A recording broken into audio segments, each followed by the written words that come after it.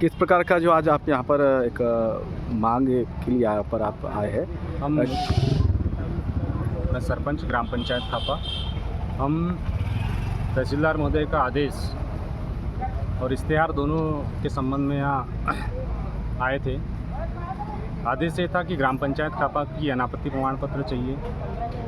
विषय ग्राम खापा की जो शासकीय भूमि है वो MPIDC क्षेत्र को मध्य प्रदेश उद्योग जो विभाग है उसको ट्रांसफ़र करने के लिए, हस्तांतरण करने के लिए जो आदेश हुआ था सर का, उस विषय में NOC चाहिए गई थी। हम उसी विषय में अपनी आपत्ति दर्ज कराने आए हैं कि सर हमारा जो गांव है पहले भी उद्योगों के लिए लगभग 125 से 150 एकड़ ज़मीन उपलब्ध करा चुका है। अब जो बची हुई ज़मीन है, हम शासन से, प्रशासन से मांग करते हैं कि जो बाकी जब बची हुई ज़मीन है उस पर उद्योग ना लगाया जाए, या अगर उद्योग लगाना इनकी मंशा है तो पहले ग्राम खापा को कहीं अलग विस्थापित कर दिया जाए, उसके बाद पूरे खापा में उद्योग लगा दें। हमें कोई आपत्ति नहीं। देखिए, ज़्यादातर लोग तो किसान भी हैं वहाँ पर, और वहाँ पर एथेनॉल भी लगा है, और लगातार नज़रें अब आपके खापा पे देखने को मिल रही है, और आए दिन कोई ना कोई प्रॉब्लम आप लोगों के खापा में होता है, वहाँ के लोगों से को भी प्रॉब्लम होती है। तो ये इस तरीके के लिए आपके पास जब आते हैं तो क्या NOC इनको किस प्रकार से दिया जाता है? नहीं, NOC देने, उद्योग लगाने के लिए NOC देने का जो माध्यम होता है वो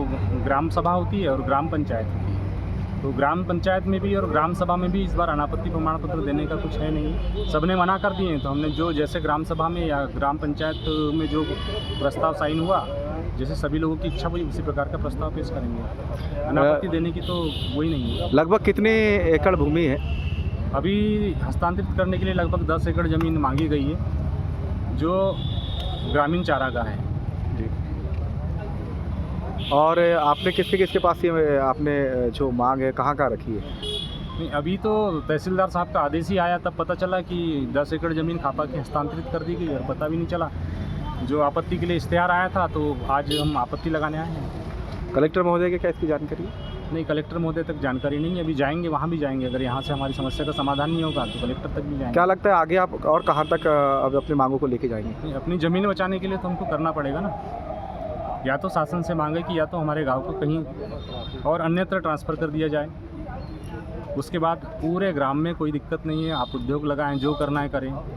लेकिन अगर इस तरह से शासन और प्रशासन की मोनोपोली चलेगी तो हमको धरना देने के लिए बाध्य होना पड़ेगा। आबादी के रहते हैं, कोई प्लांट नहीं लगेगा, हमारी ये मंशा है। एक और जहाँ पर सरकार कहती है कि हम किसानों के संरक्षण करते, आज यही देखा जाए कि आज गांव के जो किसान है वो परेशान है। नहीं, सरकार की मंशा कथनी और करनी में तो अंतर समझ में आता है। किसानों की रक्षा की बात करते हैं, आज किसानों की क्या रक्षा कर रहे हैं बताइए? किसानों की भूमि में जाने का रास्ता बंद हो जाएगा। किसानों की भूमि की जो सिंचाई होती है वो तालाब नष्ट हो गया, एक प्लांट बनाने से भी दूसरा तालाब फिर नष्ट होने जा रहा है। तो आपका यही उद्देश्य है कि जो इन लोगों का जो यहाँ पर जो लगा रहा है, वहाँ पर जो फैक्ट्री लगा रहा है या जो भी जगह आपकी गई वो ना जाए? बिल्कुल।